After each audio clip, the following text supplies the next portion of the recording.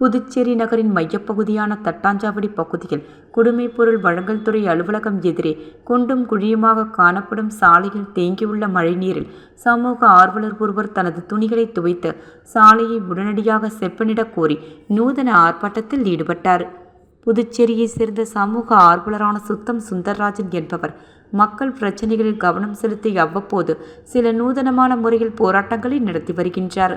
அவரது போராட்டத்திற்கு அதிகாரிகளும் உடனடியாக நடவடிக்கை எடுத்து மக்கள் பிரச்சினைகளில் கவனம் செலுத்தி தீர்த்து வைப்பார்கள். இந்நிலையில் புதுச்சேரி நகரின் மையப்பகுதியான தட்டாஞ்சாவடி பகுதியில் குடிமைப்பொருள் வழங்கல் துறை அலுவலகம், கலால்துறை அலுவலகம் மற்றும் அரசு தலைமை அச்சகம் உள்ளிட்ட முக்கிய அரசு அலுவலகங்கள் உள்ள சாலை முழுவதும் குண்டும் குழியுமாக காட்சியளிக்கிறது. இதனிடையே கடந்த சில தினங்களாக பெய்து வரும் மழையால் சாலையில் உள்ள பள்ளத்தில் மழைநீர் தேங்கி நிற்கிறது. இதனால் வாகன ஓட்டிகள் மிகவும் சிரமமடைந்து வருகின்றனர். ஒரு சில நேரங்களில் விபத்துகளும் ஏற்படுகிறது.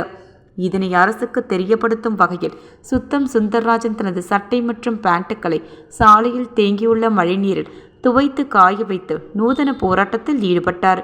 மேலும் நாட்டில் 79வது சுதந்திர தினம் கொண்டாடப்படும் இந்த வேளையில் இதுபோன்ற மோசமான சாலைகள் இருப்பதாக சுட்டிக்காட்டி சம்பந்தப்பட்ட துறை அதிகாரிகள் உடனடியாக அந்த சாலையை சீரமைக்க வேண்டுமென சுத்தம் சுந்தர்ராஜன் வலியுறுத்தியுள்ளார். சமூக ஆர்வலரின் போராட்டத்தால் அந்த இடத்தில் சிறிது நேரம் பரபரப்பு நிலவியது. மேலும் சமூக ஆர்வலர் சுத்தம் சுந்தர்ராஜனின் இந்த செயலை அவ்வழியே சென்ற பொதுமக்களும் வாகன ஓட்டிகளும் வீடியோ எடுத்து சென்றனர்.